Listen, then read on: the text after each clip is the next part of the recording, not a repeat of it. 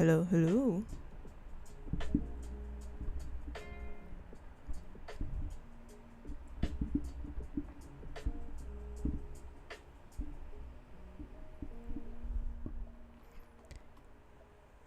Hello, hello.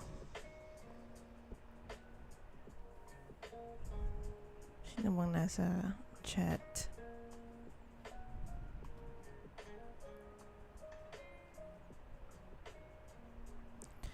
Hi, Leah. Thanks for tuning in.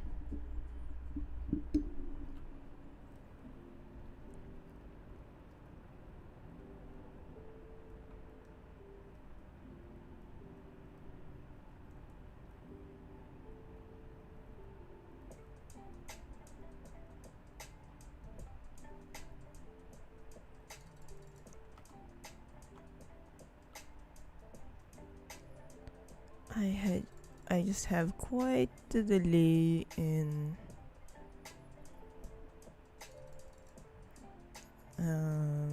stream. Medyo mabagal siya at the moment.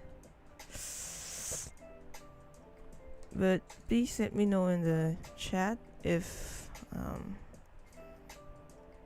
having drop frames or anything.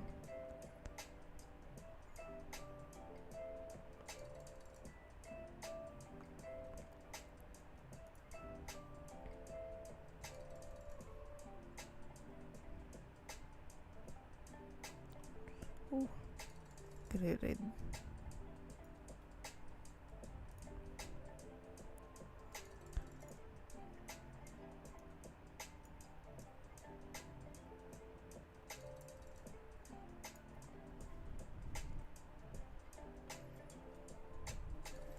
Hindi ba kita yung mga sinampay ko sa likod?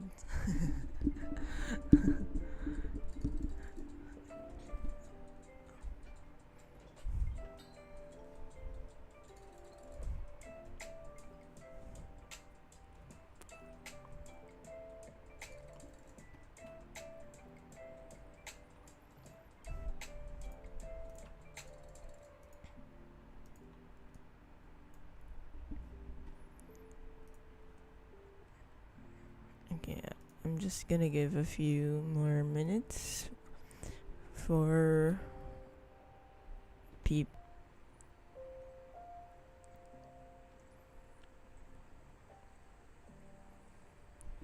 Ayusin ko lang yung After Effects ko.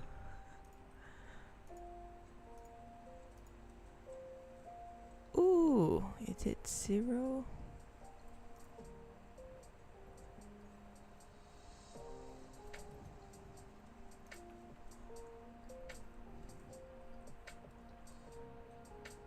Jeez.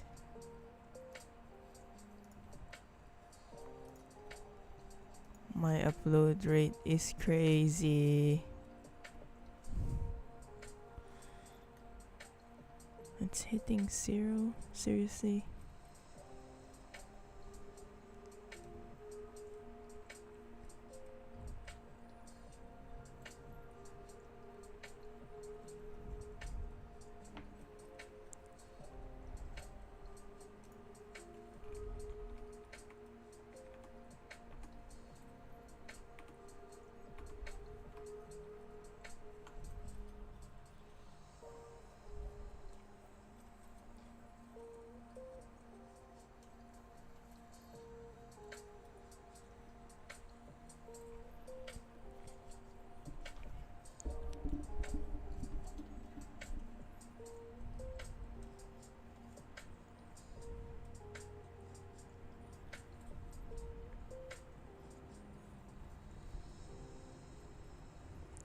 Is my stream okay? I know it's dropping my upload speed, but please let me know if it's stuck or anything.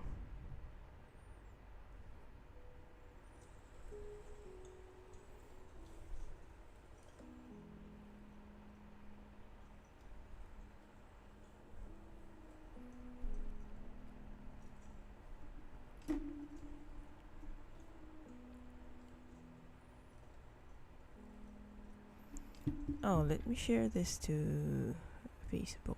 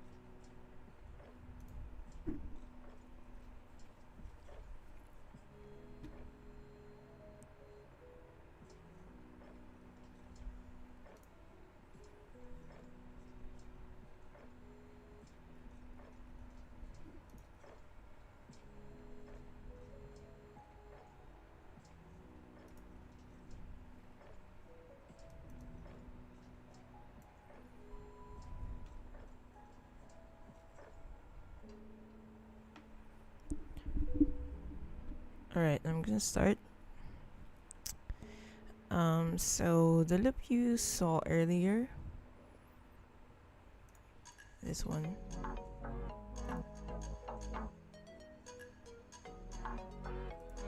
Hold on.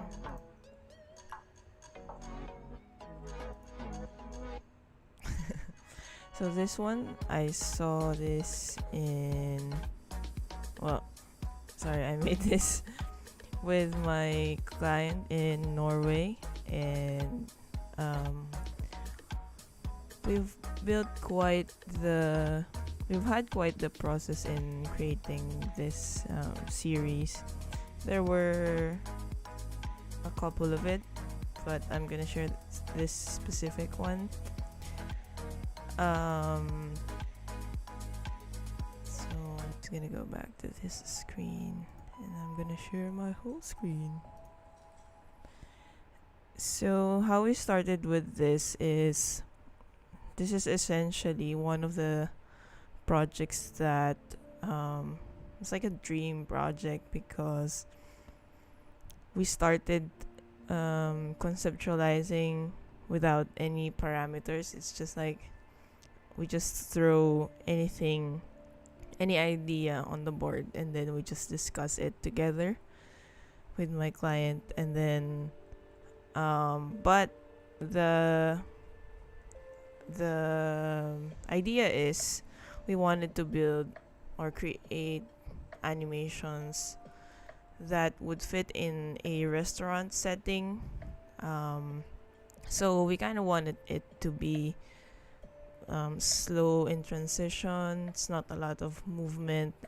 It's more of like a lo-fi looping animation, and there's just minimal movement to it. And then so for this piece, it was gonna be placed in one of their newly opened branches 2 weeks ago, I think, in Tromsø, Norway. So it has this picturesque view. I'm not sure if you can see it. I hope you can see it. Please let me know you can see it. So it has this like freezing, like white glowing mountain in the winter. It's surrounded by those hills because they're close to the Arctic. Is that right? The northern part of the, it's like North Pole, I guess. And then they are also surrounded by water. So the idea for this was like more of like a reflections idea. It's also inspired by one of their other branches that opened last week, and which is around an area where it's like an old Victorian town, where there's like a royal palace in Karl Johan's Gate, they call it. So this was initially the inspiration, so more of like gems It feels inclusive, premium feeling, exciting, and like impressive. It has this feeling of grandiose, but without being like exclusive, I guess. Um, it has a feeling of premium, but um, it shouldn't feel like if you're there, um, it just needs to still feel inviting and warm. Um, so this was the initial idea because mostly I wanted to play with reflections and mirrors, refractions of light, etc. And then how I boiled it down into just this theme was mostly brainstorming. Let me see if it'll load.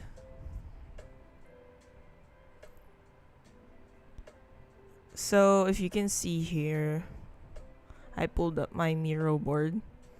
I use this as a tool to have like a digital mood board and like stick a note wall of like ideas because I don't want to be messy. Oops. And in my tiny space. So I thought about creating like a digital mood board or like a brain map. So I just word vomited like ideas and concepts that I would want to explore that kind of ties up everything that we've talked about or the brief that me and the client talks about. And then so I kind of delved into an idea of like a painting, um something like this. These are the ideas, something like neo futuristic kind of style and like minimalistic geometric style. Um, but I ultimately wanted it to not be specific in like copying a style, so we just kind of let it roll, and then from there, um, from the idea of the gems, so we I created like from that theme of gems, I created sub concepts because we have I think four or three main concepts under the theme of gems, and this is one of them. Um, Hello, Chete. Sorry, I just saw your chat. Um, and then and then I wanted to explore this idea of like a face or like a silhouette being reflected into like thousands of mirrors. And then I kind of got inspired with a lot of shows that have been tackling multi-dimensionality, like you have different versions of yourself outside of the current one that you live in.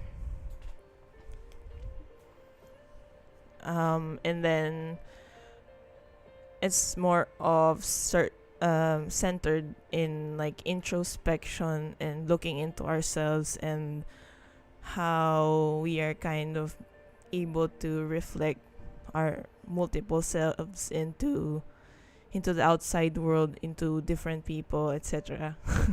Sorry kung sobrang lalim. But that's the idea. So I put together a mood board that kind of resembles that thought. I wanted to have that yung complexity and duality of personalities and kind of show that into like overlaying um, um, images and reflections, tapos as well as play with form and distortion to create like playful perspectives and interpretation. Tapos I kind of also delved into like what was that? Um it's like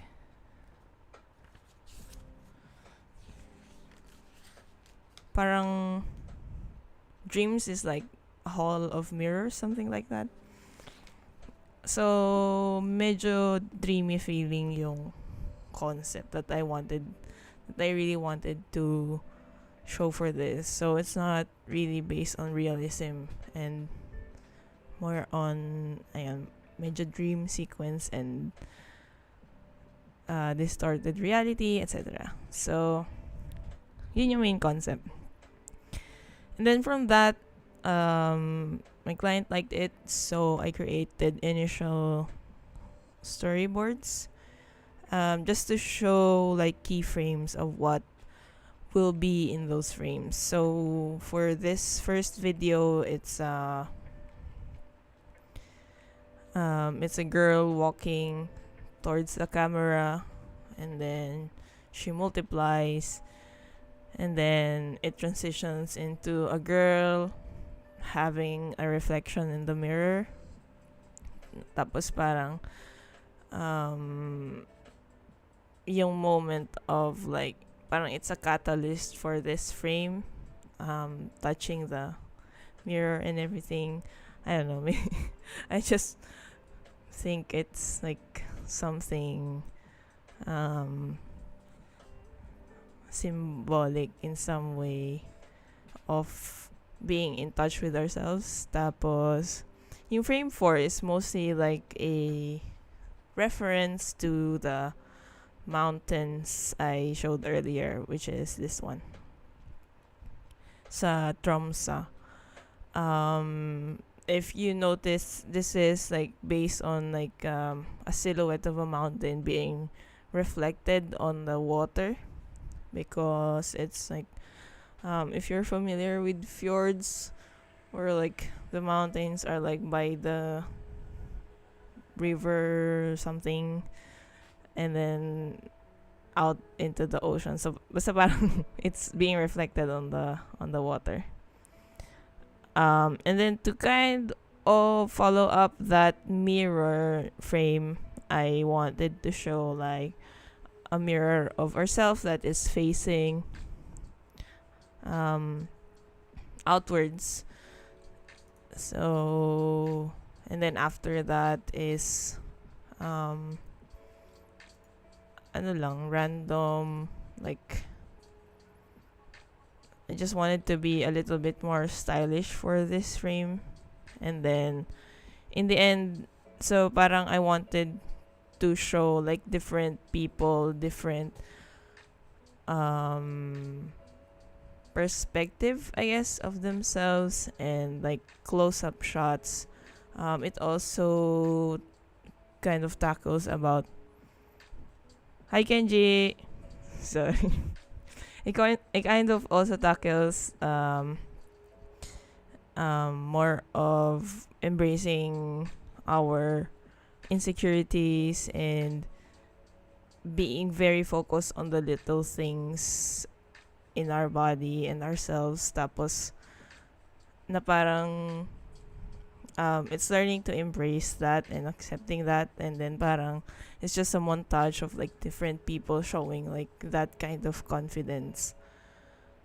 And then ayun, so parang yung last frame I just wanted to tie it up with the first frame. So parang nag-loop lang siya. And then for this one naman,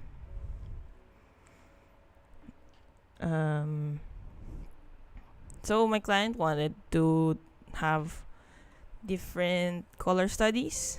So ito yung mga color studies na ginawa ko. Salamat, Kenji. meron pang susunod, mga dalawa pa, or we'll see kung hanggang kailan hindi tama. Kasi mag-holiday season na eh. Anyway, so yun. Ito yung more of like color studies. Excuse me. And then video 2 is kind of similar to the first one, pero it's more focused on just a few characters and mostly mas I wanted to capture yung facial silhouettes of like a person. Tapos I didn't want to put a lot of details to it para hindi rin siya mahirap i-animate. So I think when I use like a close-up of the face, it's also easier to play with foreground, background, and foreground silhouettes. So, yun yung, parang I tried to be more minimal with these boards. So yun, first is, open up to face ulit, side profile, and then magmo-move siya to the left of the frame, and then a girl standing on the right of the frame creates some kind of parang leaves some kind of shadows na parang nagdo-duplicate behind her, parang retro vibe. And then when you zoom out,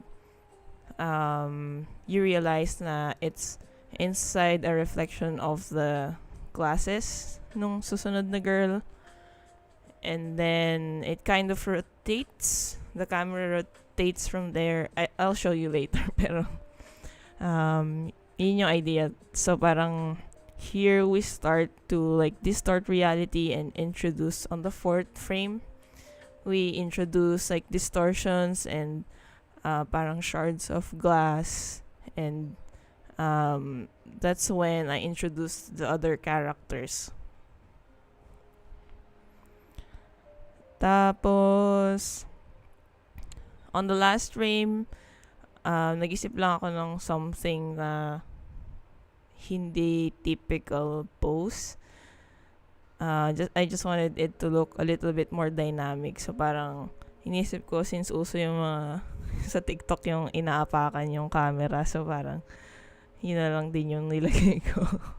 And then, so pag-wipe niya ng camera, transition siya ulit to the beginning.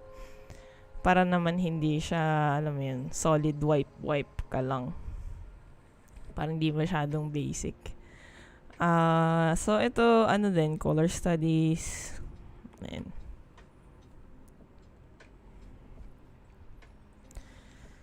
So, ngayon, let's go to the AE file.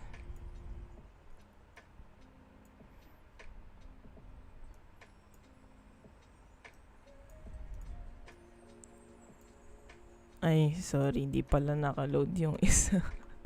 Wait lang. Kaya pa ba?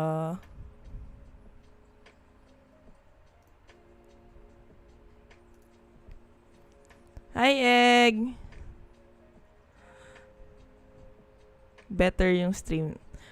Talaga ba? Yehey. Hindi ko alam kung dahil sa platform or dahil sa connection today.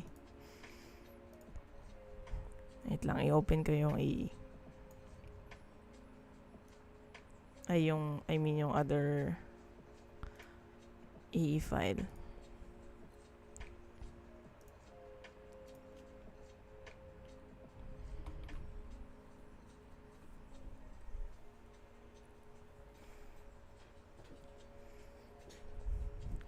What's up mga idol?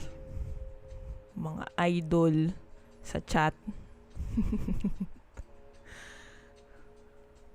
Grabe, nag-power na pa ako kanina. Pagod ako. Wala bang binaha sa inyo? Please donate to Angat Buhay.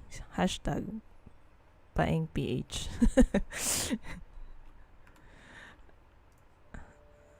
Wait lang. Dito muna tayo sa baka hindi nakaload yung mga effects ko.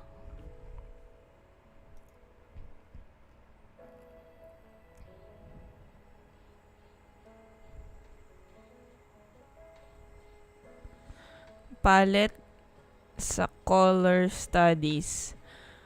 Ano, maganda yung combination. Salamat. Meron na kasi kaming palette from our work before. Wait lang.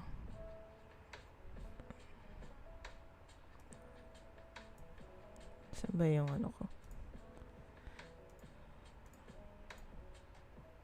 Palette, library.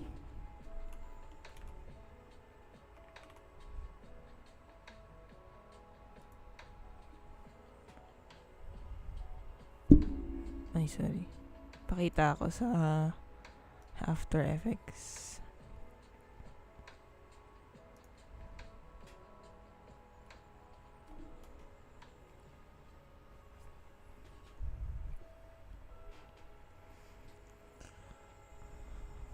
Ayun yung mag-load. Sige, balik tayo dito. Ay. Dito na ba? No. Eto. Ay, nakikita nyo ba yung library sa After Effects?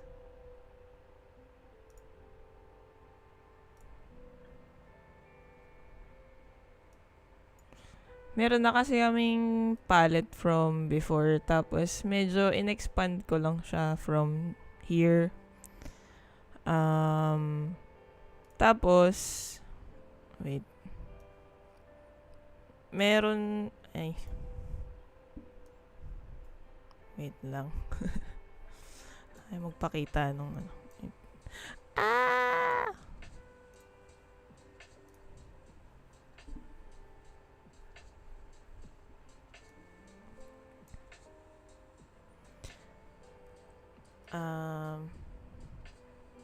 I-open ko lang yung ko. I will show my color. Proud ako dyan sa color combination process ko. Wait lang.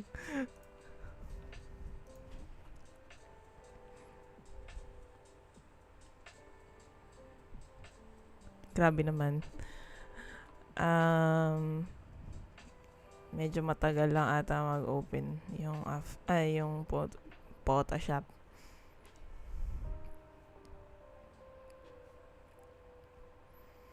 Wait lang po mga master. Nag-open lang po akong Photoshop.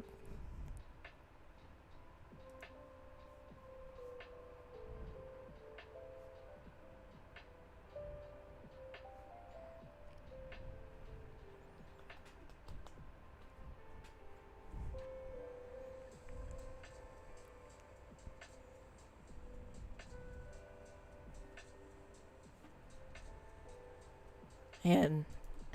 Excuse me.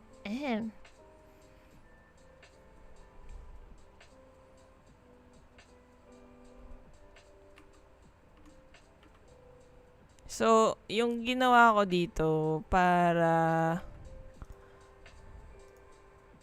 okay lang, no problem. Gusto ko rin naman i-share, di lang ako prepared.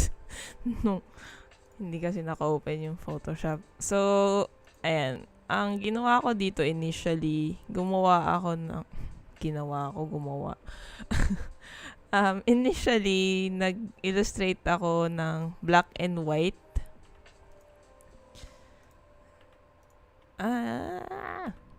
Mag-zoom.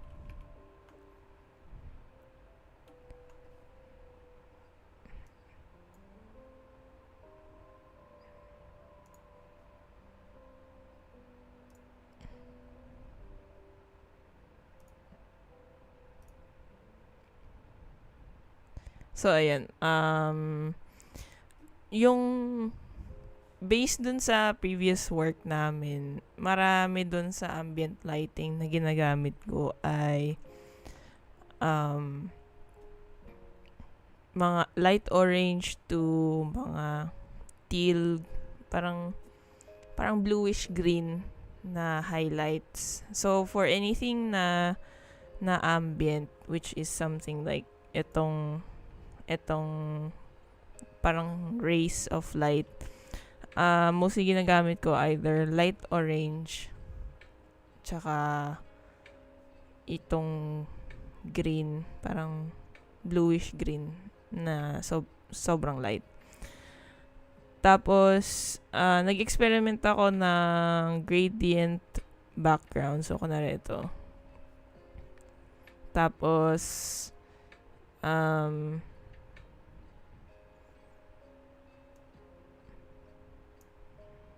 ba yung library? Dito ba siya? Ay, ito. So, pumili ako ng main. Gusto ko kasi yung medyo pinkish purple na combination kasi parang yun yung mas nagko-communicate ng royalty tsaka parang medyo feminine-ish na side. So, parang gusto kong i-feature yung medyo yellow, pink to purple. Tapos, yung the rest na combination, kinuha ko siya dito sa main palette. So, kunwari ito, yung second version na to, more on orange. Orange, tas dark red. Tas accents ng bluish green tsaka yellow. Tapos, yung itong isa is more on blue and orange from this main palette. Tapos, if you notice, medyo may mga parts na parang wala naman dito. In-adjust ko na lang siya para magkaroon siya ng konting saturation kasi dito sa library ko, masyado siyang dark tsaka medyo mas greenish itong isa. So, dito parang pumili na lang ako ng medyo mas blue kasi mas tranquil siya tingnan. Mas relaxing siya tingnan. Tsaka hindi siya masyadong flat. Tapos, mas nagbe-blend siya ng maganda dun sa orange na rays and highlights. Tapos, ito, tinesting ko lang what if may kasama siyang reds. So, ayun, nag-play lang ako ng color. Tapos, may explain ko siya dito ng onte kung paano ko nilagay yung kulay. So, kukuha ko ng base na gradient which is yung background. Group ko lang to.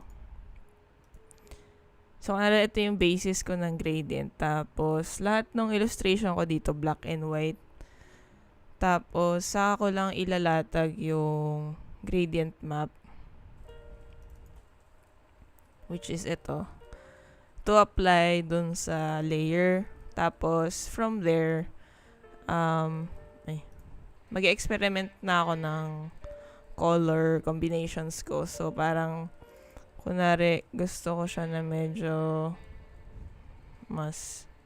gusto ko pink. Gusto ko blue. Tapos, so dito lang ako mostly nag-change or nagpe-play around ng kulay. Tapos, tinatansya ko na lang mostly kung ano yung gusto kong mid-tones ng skin. Tapos, yung shadows, saka yung highlights. Tas hindi ako masyadong gumagamit ng whites unless gusto ko siya sa parang may ilalatag akong glow effect sa AE. So, kunwari ito, nilagyan ko to ng parang whites kasi gusto ko na medyo mag-shine siya later. I will show sa After Effects. In terms of sa pagpili per se, hindi ko alam intuition. Color harmony. Pero, ayun, from a narrowed down palette, nag-e-expand lang ako sa kanya ng colors na gusto kong matry. Parang, feeling.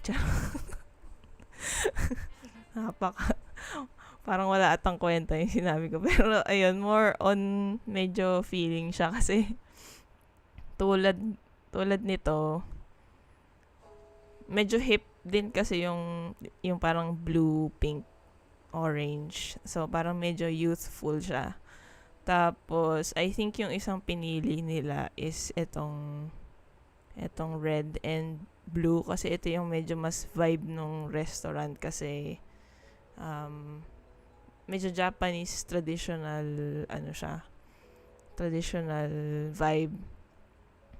So medyo mas ito yung nag-blend with the restaurant. Tapos binigyan ko lang sila ng cold, yung bluish options. So merong parang warm tone tapos cooler tones para lang meron pa rin silang distinctive na color characteristic sa bawat isa, kahit na pare-parehas yung style frame, 'di ba? Mini-make sure ko lang na kung magpe-present ako ng color combinations, like hindi siya masyadong malapit sa isa't isa. So, kunwari ito, nag-present ako ng very blue, mga parang medyo royal blue. Yung isa, medyo parang bluish green. Tapos, nilagay ko yung pink from the other version. Ito. So, yun. Pinaglaruan ko lang siya. So, pag ganito, gradient map is the key. Para hindi masyadong time consuming yung color. Tapos, meron din akong technique na ginawa sa After Effects para parang systematize yung colors, yung pag-apply. Hindi ko siya save. So, balik tayong A.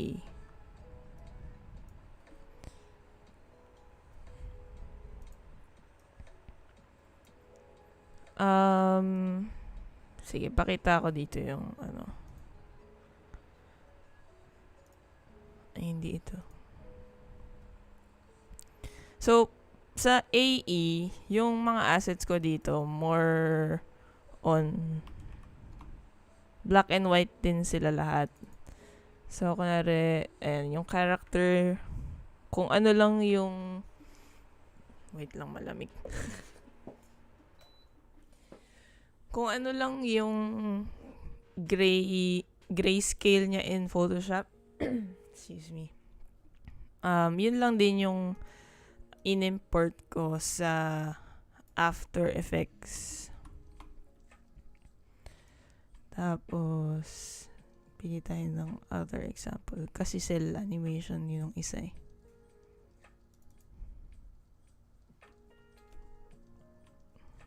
Hirapan siya mag-preview. Kaya ito. So, medyo naka-grayscale din siya.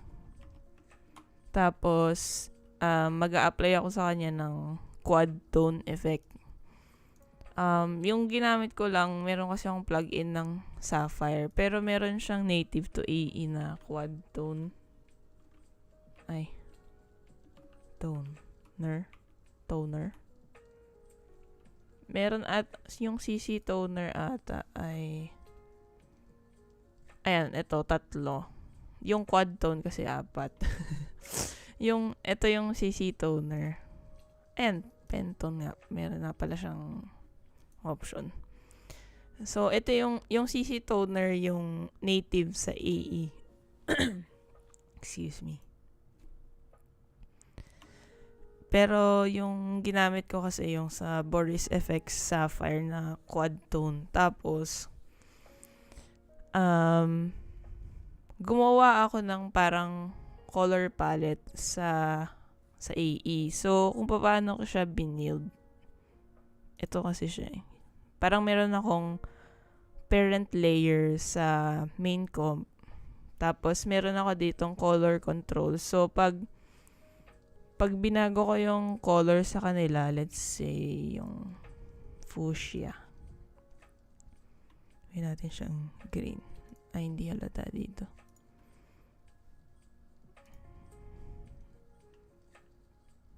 Huwag kasi nating i-full yung preview. Ano ba yan? Ayan, kunwari ito. Let's see.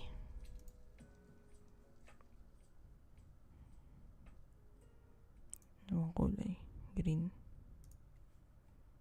Bago ba siya? Bakit hindi siya nag-change?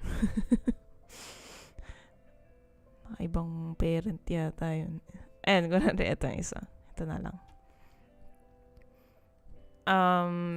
So, kunwari dito, from earlier na pinkish.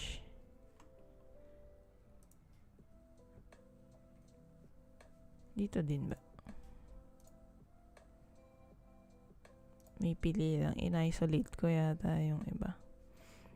Anyway, so ito, kunwari yung main or yung dark na lang na shadow. Pag pinalitan ko siya ng color, dapat magre-reflect siya sa most of the effects eh. Hindi masyadong halata.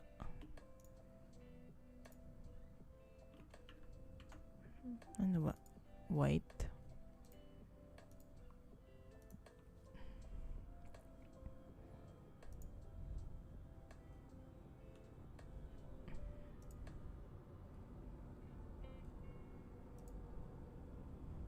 Ayun, kunwari ito, pinalitan ko yung highlight to red.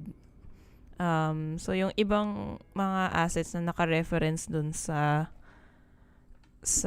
white na highlight, lahat sila magbabago.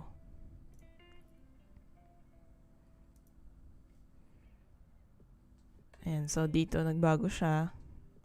Yung parang arm, tsaka yung detail ng clothes, tapos ito yung kamay, tapos dito yung skin. So, ang ginawa ko doon, parang in a way, gumawa ko ng color palette nung effect. So, kunwari, gawa tayo ng composition. Tapos, maglalagay ako ng adjustment layer ba yung ginamit ko dun? Yes. Maglalagay ako ng adjustment layer. Tapos, lalagyan ko siya ng color control. Ito. So, as is, kung yung itong layer na to, walang mangyari sa kanya.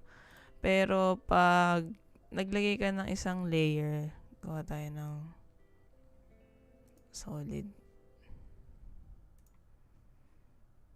Kunwari, ito yung design or siguro shape layer. Lagyan natin siya ng ramp.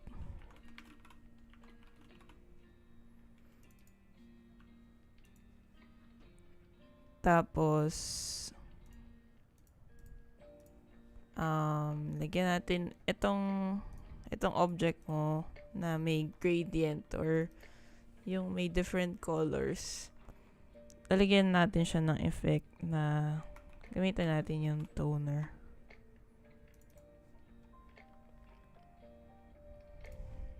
So, makita mo yung mid-tone siya naging brownish. So, pag ni-reference nitong mid-tone na brown, yung value nitong adjustment layer dito.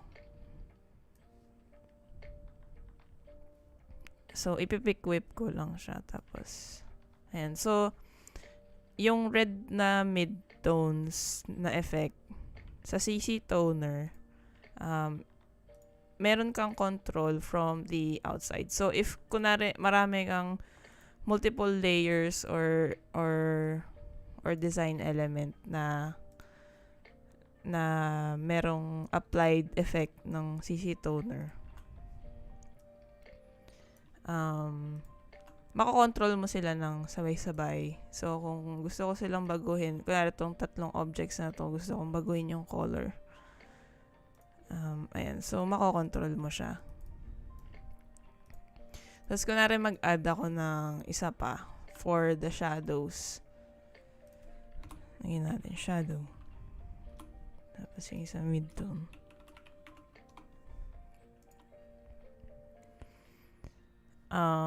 Gawin natin siyang dark bluish.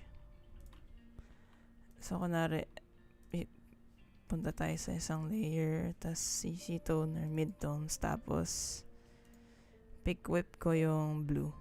Ay, mali. Yung shadow pala dapat. So, ayun. Kung ano lang yung piliin ko na element na mag-follow dun sa color na yun, makokontrol ko siya agad. Without going into every layer. Pero may instances na ina-isolate ko yung, like, hindi ko siya pina-parent kasi may mga hindi nagko-color combine ng maayos kapag ginawan ko siya ng different version. Anyway, so the point is, hindi mo naman kailangan strict na i-follow yung like ganitong way. Pero parang easiest way lang for me na matweak yung maraming layers in one go. So, saan na yung isa? Ayan. Welcome pose.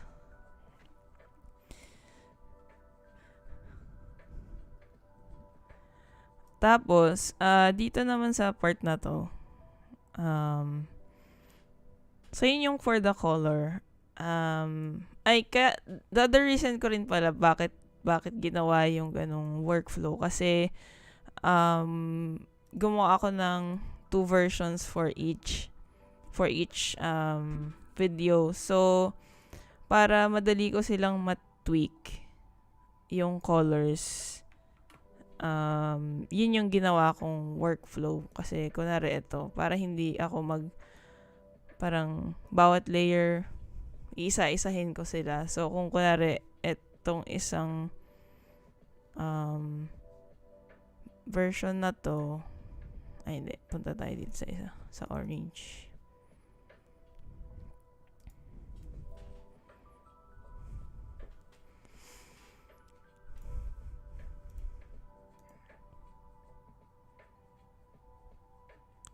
So, yan. Dito, para mabilis akong mag-edit ng colors. Tapos, kung kunwari may revision na, gusto pala namin ganitong kulay, tsaka ganitong kulay. So, madali ko siyang mababalikan. Hindi ko siya kailangang isa-isahin pa lahat ng layers. Yan. Tapos, from colors, compositing, animation muna. Itong specific part na to, chinaga ako siyang i-cell animation. Tinesting ko kasi yung workflow ng yung plugin na Time Lord ng Battle Axe. Tapos, so, inanimate ko to cell excuse me, in Photoshop. Tapos, in-outline ko siya doon.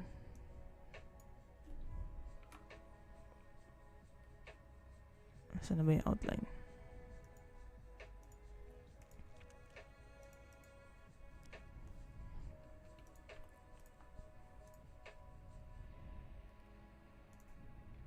Ito yata.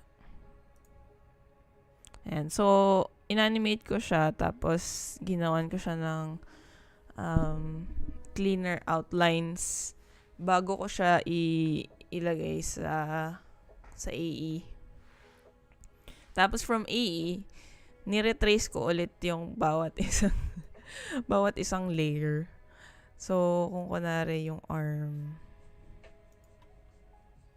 saan na ba yun? legs. Ay, hindi, yung torso na lang para mas kita.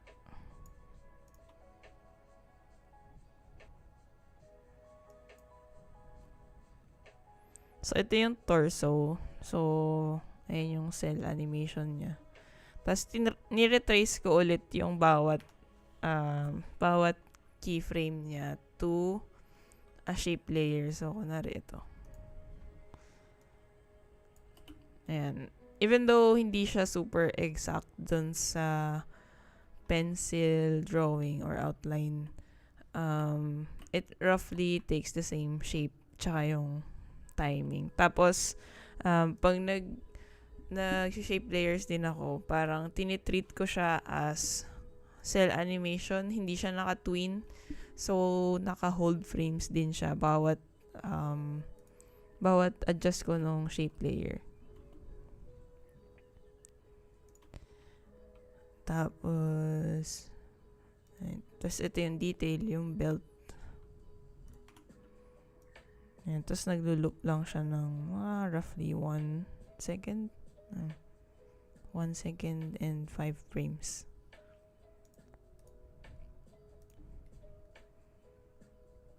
Ayan.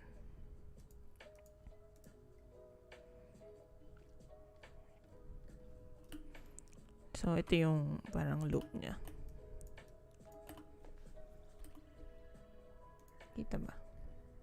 Ay!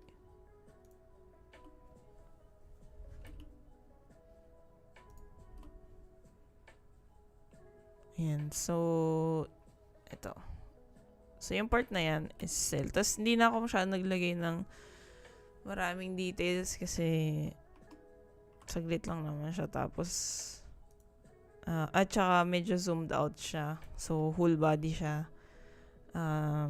Tapos, medyo I didn't want to take too much time dun sa part na yun. Basta, maganda yung silhouette niya for me. Okay na yun. Tapos, just to fill yung sides, as it zooms out, naglagay lang ako ng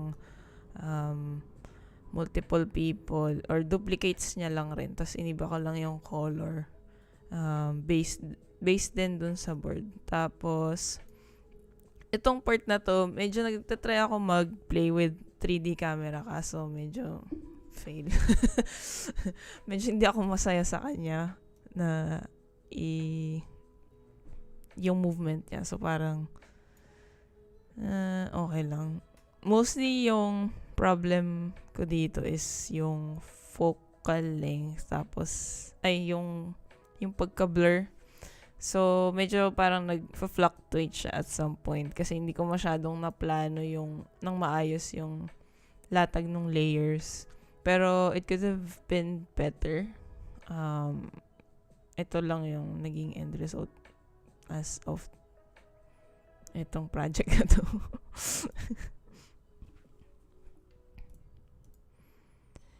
So, yan. Tapos, yung one of the reasons na medyo gumagamit ako ng glow and mga blur effect. Una is yung depth. Tapos, yung second is to hide yung a little bit of mga imperfections dun sa yung mga camera movements. So, nag-add ako ng blur. Tsaka glow effects. Tsaka para mas medyo magmukha siyang dreamy. Ayun.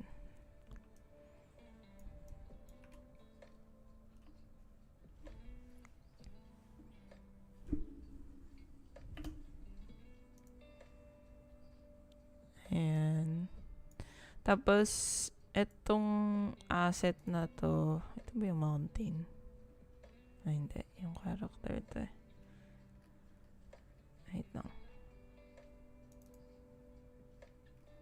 Ayun nga. So, ito, same thing. Yung mga assets ko is mostly black and white din. Tapos, meron lang akong base layer na gradient. So, yan, black and white lang sila. Ito yung parang reference ng mountains ng Norway. Tapos, inanimate ko lang siya na merong nagluloop na movement. Very abstract. Tapos, meron lang siyang gradient sa likod. And then, same thing, yung applied na effect na quad tone.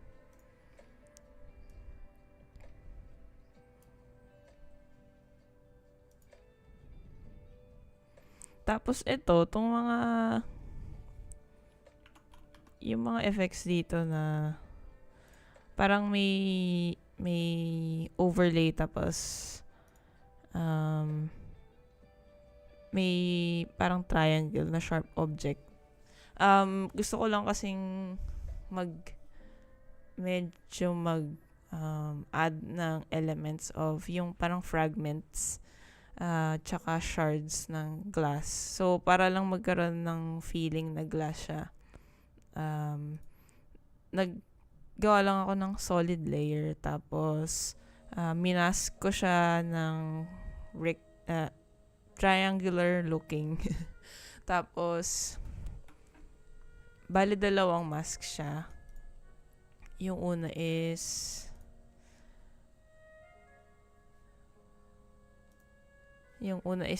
ito. May warp pala siya. Tapos,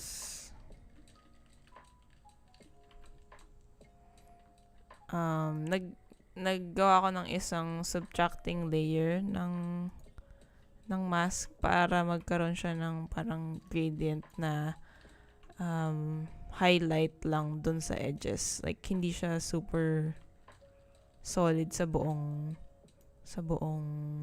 shape. Para mukha siyang glass. Tapos meron siyang translucence.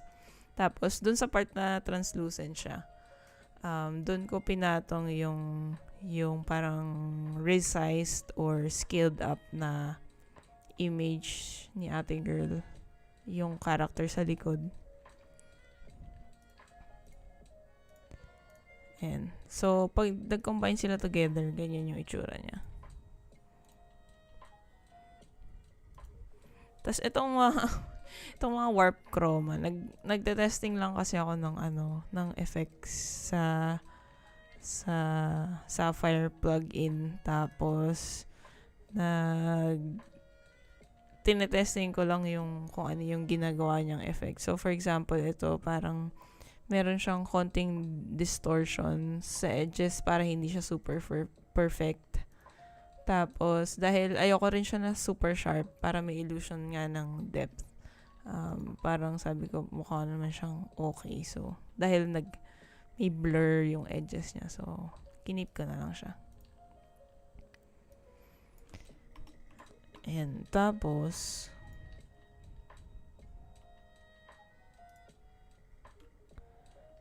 ito, umiikot-ikot siya. Medyo mabigat lang tong file na to eh. And minimal lang actually yung character animations. More on yung mabigat sa akin dito is yung mga VFX. Ayan. So dito para lang makuha ko yung effect yung reference ko kanina na oy, si UP. Hi, UP. Tama, di ba? Ikaw yan, di ba? So, dito, para makuha ko lang yung reference ko kanina ng mirrors, which is eto. Ginamit ko siyang transitional element, yung triangles. Tapos, ang ginawa ko sa kanya, so meron akong main layer, which is ito. So, silang yung dalawang characters. Uma-aura-aura lang sila dyan. Tapos, nag-multiply ako ng layers na merong wait lang, merong radial wipe effect. So ang itsura niya ay ganito. So So, nagwa-wipe siya both ways. So, hindi siya clockwise or counterclockwise. Both. Tapos, magta-transition lang siya up to a certain point. Ayan. Tapos, itong isa. Tapos, nilagyan ko siya ng parang ultra glow para lang medyo maging mas bright siya than the other parts of the pie.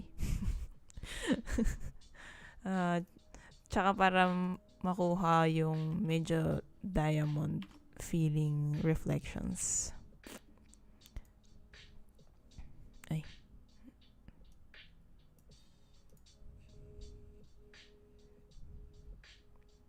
Tapos, nag-add din ako ng, ito yung favorite ko dito, yung chromatic aberration. Kasi, aside from fancy effect, mas pinupull kasi niya towards the center yung focus. So, parang nagbe-blur yung gilid. So, hindi mo rin masyadong napapansin yung mga imperfections, distortions. Pero, mas nagpo-focus ka dun sa center, which is also yung focal point nung transition ng nagre-radial wipe. Salamat, UP. Miss din kita. Magbabasa lang ako comment, sorry. Tapos, I mean chat.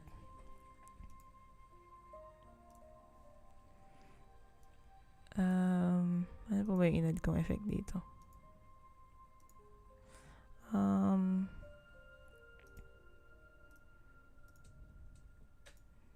Yeah, yun mostly yung chromatic glow mostly yung medyo nag-create ng dreamy feeling to it.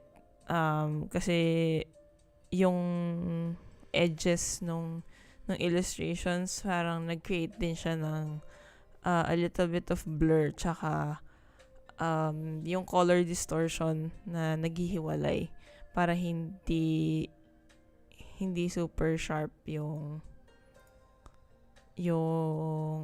mga illustrations. Tapos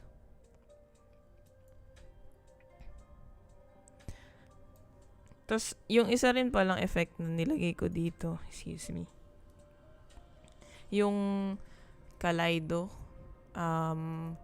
Alam ko meron din tong CC native, ay After Effects native, yung Kaleida naman. Ito yung effects na ginamit ko para magkaroon siya ng parang duplicate image sa sides.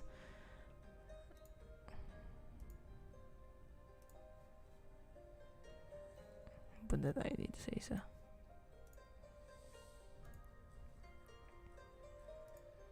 Ayan. So, nag-duplicate siya.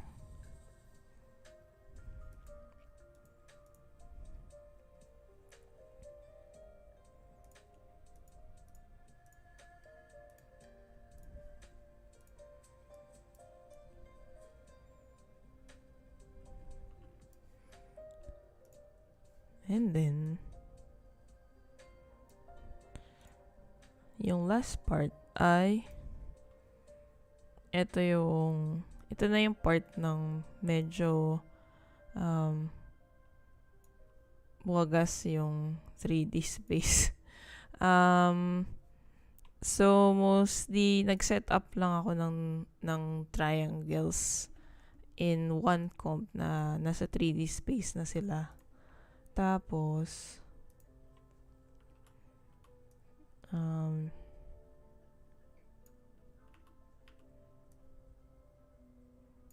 ayan. Meron lang akong konting keyframes para pag nag-transition in, medyo naghihiwa-hiwalay sila. So, mostly yung animation nito nakaset up dito lang sa isang comp. Tapos, yung pag-pull out ng camera is dito sa labas.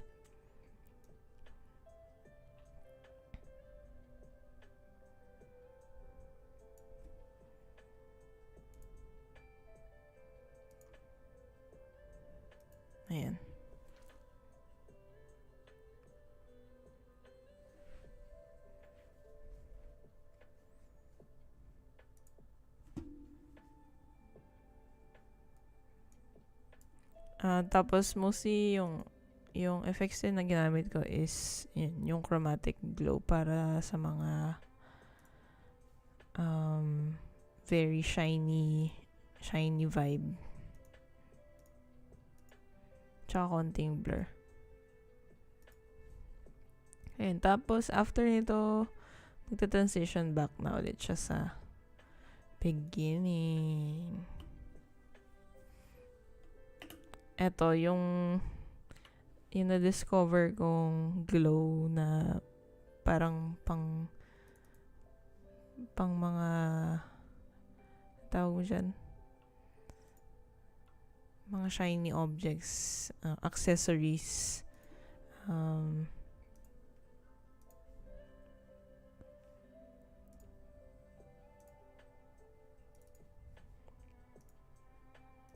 nilagay ko sa kanya ay glint. So, yun yung effect na ginamit ko dito naman. Glint. So, masaya lang siyang mag-adjust dito kasi sa sapphire ng effect. Ayan o. Meron siyang controls on the composition.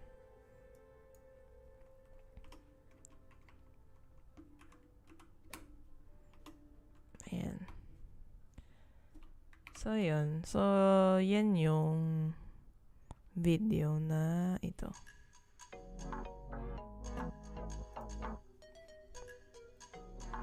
Yun yung konting breakdown about it.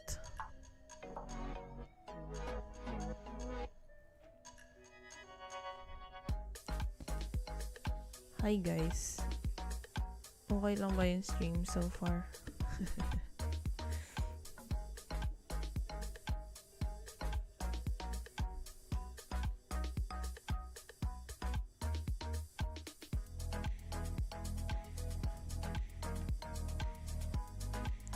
What's up?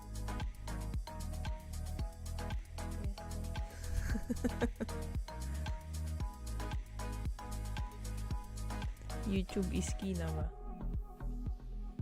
Dahil kong problema sa Twitch last time eh. Tumitigil siya. Hindi ko alam kung yung Twitch or yung internet. So, ayan siya.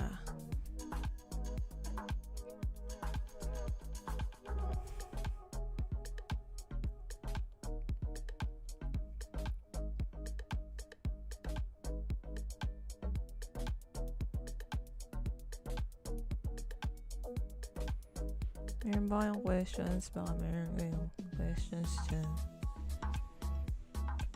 Willing to answer.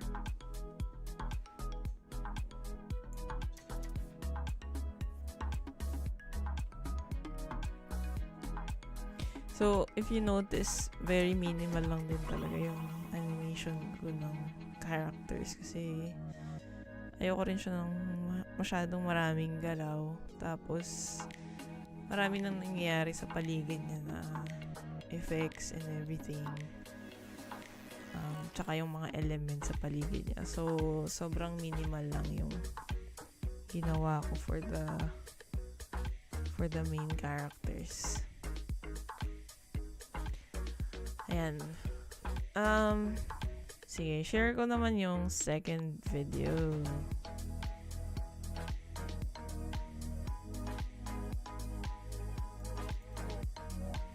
Ano ba itong orange?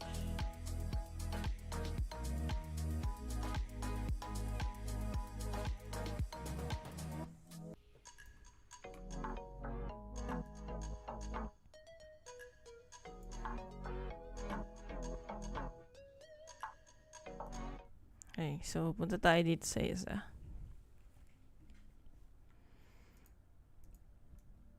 Shout out sa mga nanonood pa. 10:30 na pala. Sige, wrap up ko na to, mabilis lang. Mostly yung same lang din naman yung workflow ko with this version or yung video 2. Meron lang mga things like etong transition na to. Gusto ko lang din siyang i-break down ng slide. So,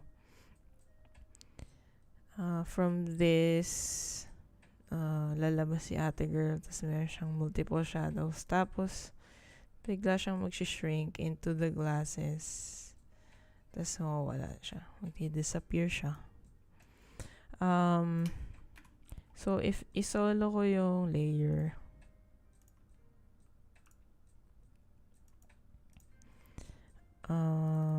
so ito siya, di ba? Different layer siya from the girl from before, yung may profile. So, ito siya. Tapos, kinip ko lang siya to remain as the background. Parang continuity nung hair nung first frame. So, just to fill the frame, ayan, ng pink, kinip ko siya underneath this. Tapos, etong layer na to, I will cut it. Ayan, so at this point, nawala na siya. Tapos, nilagay ko siya sa top, which is this one.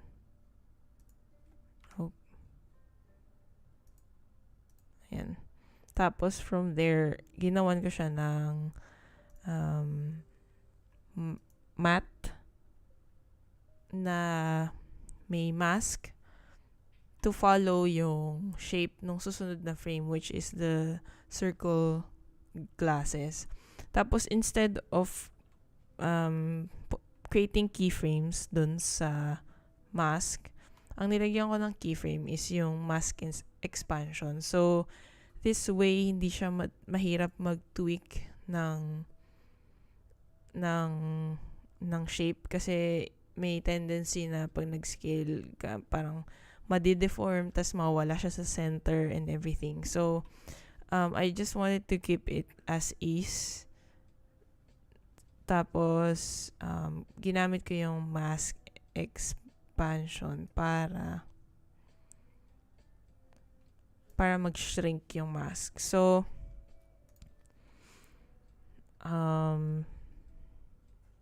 tapos if you can see, may overlay na ako sa ilalim ng next frame. So, if I put this opacity into 100, nasa ilalim na yung next frame. So, minatch ko yung shape nung size ng circle na nakamask, tsaka yung circle nung glasses on the next frame. So,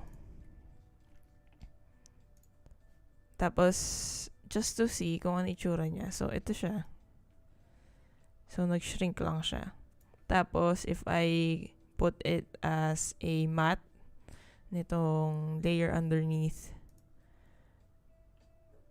ganito siya. Tapos, ima-match ko lang siya dito. So, at this point, naka-match na silang dalawa eh. And then, dinuplicate ko lang ito para dun sa other side. Yan. Minove ko lang yung position niya to the other side. And then, also, as it shrinks pala, naka-parent na rin, naka-parent na rin siya both the track mat tsaka yung layer ni girl to the scaling down na face of the next frame. So, dito siya naka-parent sa susunod na frame. Hindi yung susunod na frame yung naka-parent dun sa current frame. Gets ba? So, essentially, ito yung nag-scale down si glasses girl. Ayan. Tapos, eventually, para lang hindi siya bigla lang nag-fade out, parang nag-add ako ng effect na shiny tapos kasunod nun is nag-fade na yung reflection ng girl from the previous frame. Tapos ito, more chromatic aberration effect. For this, yung parang mga shards ba yun?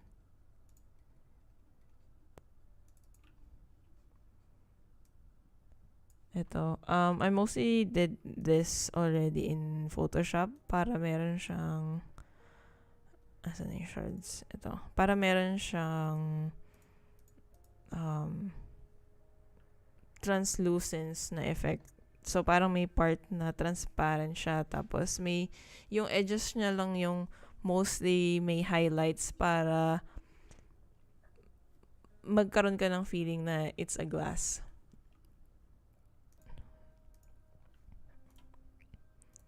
Tapos, I just imported it as is. And then, in-scale ko lang siya. Tsaka yung mask. Naglagay lang ako ng keyframe to the mask. Ayan, tapos, meron lang, parang nag-fade yung opacity.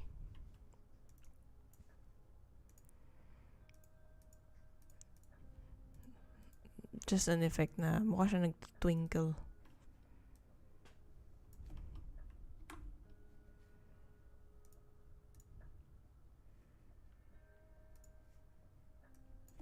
Ayun, I think that's mostly it. Ito, transition. Same with earlier, ginamit ko yung transitional element ng radial wipe to transition from one frame to the next. Ayan. Ay. Dito pa pala sa ilalim. So, ito, ayan. Nag-radial wipe lang siya. Tapos, yung focal point niya ulit is nasa center. So, ay, wait lang. Nasaan na yung isa? This one. Ayan.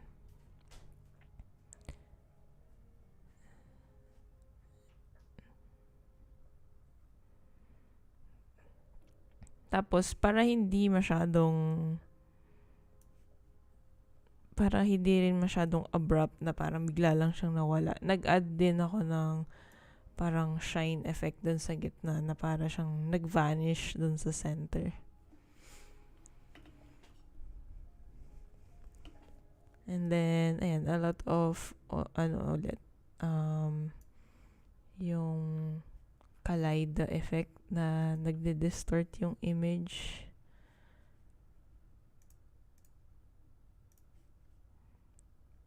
Ayan. So, medyo distorted siya kasi ayoko rin siya maging masyadong perfect. So, yun yung effect na nilalagay ko sa kanya as it turns. So, para makip ko siya na dreamy. Tapos, yung shards dito sa edges is mostly to give it an illusion of depth. Kaya medyo blurred lang siya. Tapos parang nag-twinkle lang siya. And then, yung next frame, ikot-ikot. Ah! Ano nangyari? Nawala yung plug-in.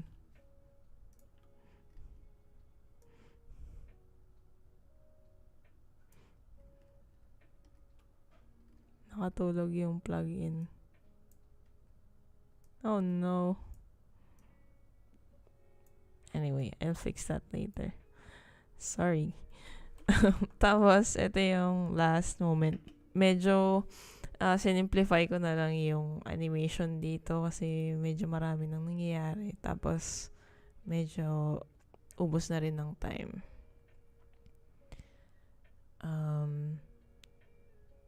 Tapos, dito, I didn't want to complicate the background anymore. So, parang nag-overlay lang ako ng same image. So, yung character lang siya na merong adjustment layer tapos warp effect na fish eye. And then, minask out ko lang siya. Ay, hindi siya lalabas kasi walang image underneath. So, para lang medyo mag-duplicate yung image. Which is also part of our reference na ito. Yung parang nag-overlay, nag-duplicate, nag hazy effect na para it still looks dreamy. And then, ayan, when I animate it, mag-step on the camera and then wipe and then balik siya dun sa, maglo-loop back siya sa beginning. So, yung loops pala, in case you're wondering kung paano ko ginagawa yung loop.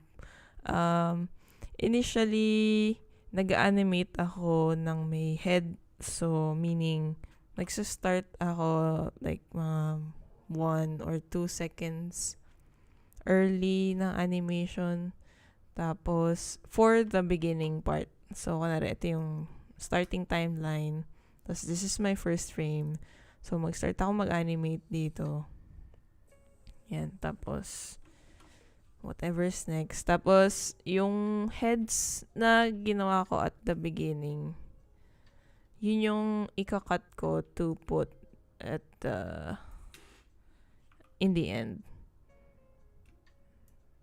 So, since nag-wipe siya, diba, I wanted it to transition in, parang mag-enter siya from the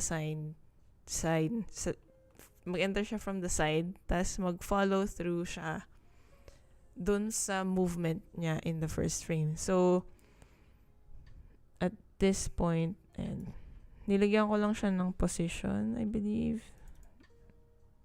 Ay, mali. Hindi pala ito yun. This one. Ayan.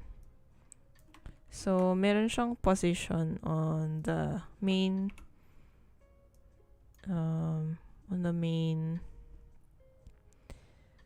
comp.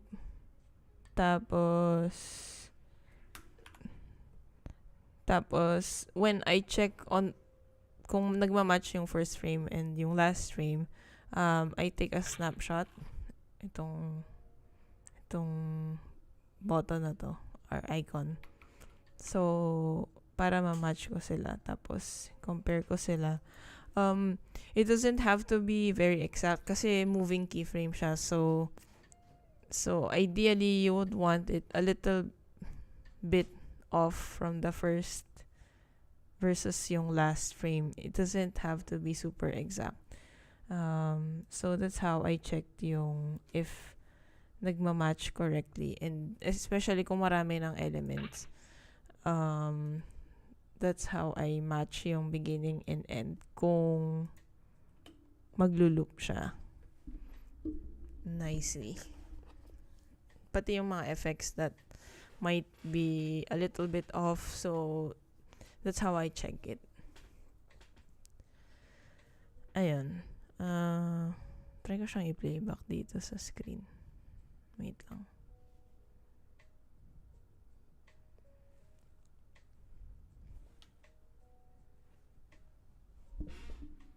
Nag-echo ba ako?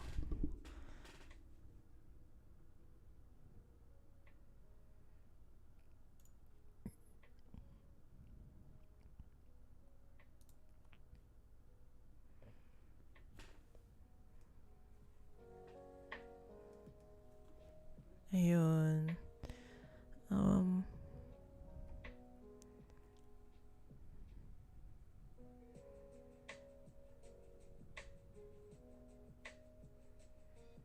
Pwede ko ba ito i-duplicate?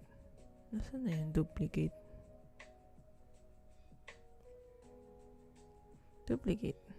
Wala.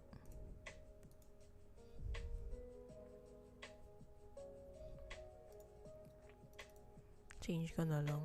Ay, mali pala kasi yung tinitingnan ko. Copy. Add. Duplicate.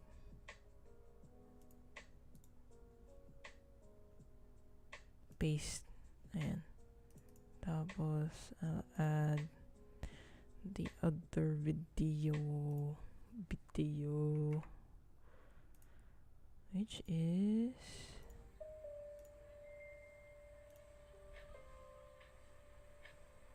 reflection 2.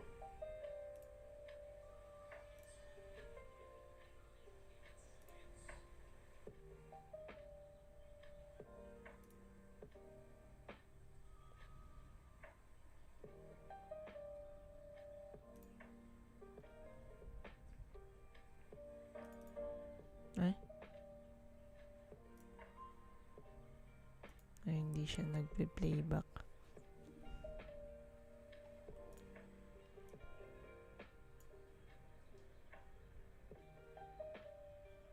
Sige, dito na lang.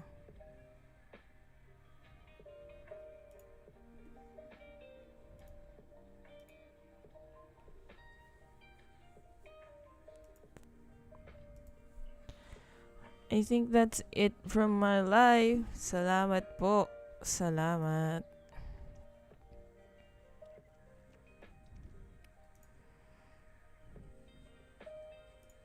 Playback ko lang saglit. Before I end, may mga pahabol ba kayo kung meron pang nakasubaybay? I'm sorry if I'm a little bit sleepy feeling kasi pagod. Project.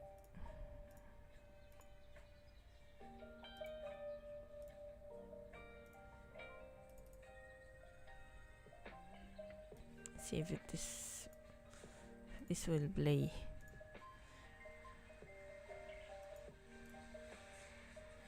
And so ito yung other version. Let's play it on loop. Yan. So ito na yung yung red and blue version, yung warm tones.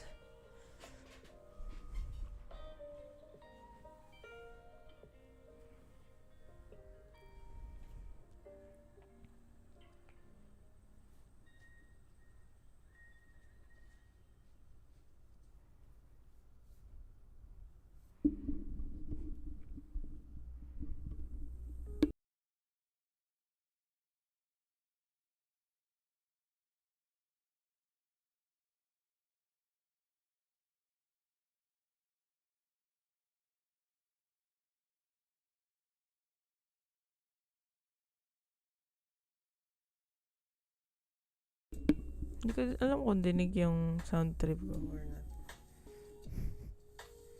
Dinig niya ba? Kaso baka copyright strike pala ako.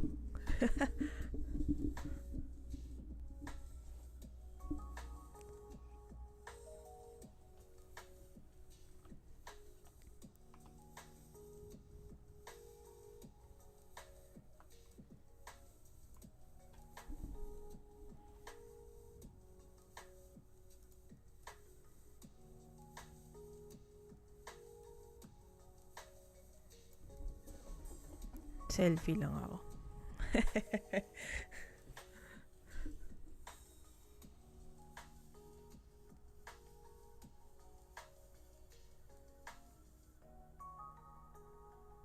Ang tanga.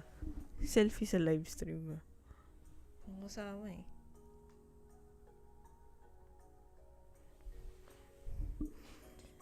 Alright. That's the end of it. Thank you so much. Preview pala ako ng konting teaser for the next video. Ay, like, next live stream pala. For the next live stream. Konting preview. Ano ba i-share ko?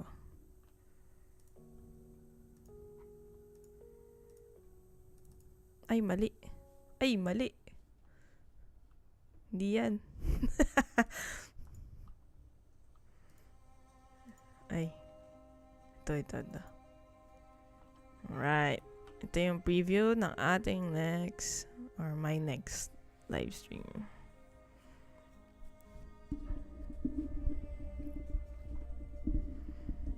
Next week ulit. I'll do this weekly. If di talaga mag-work for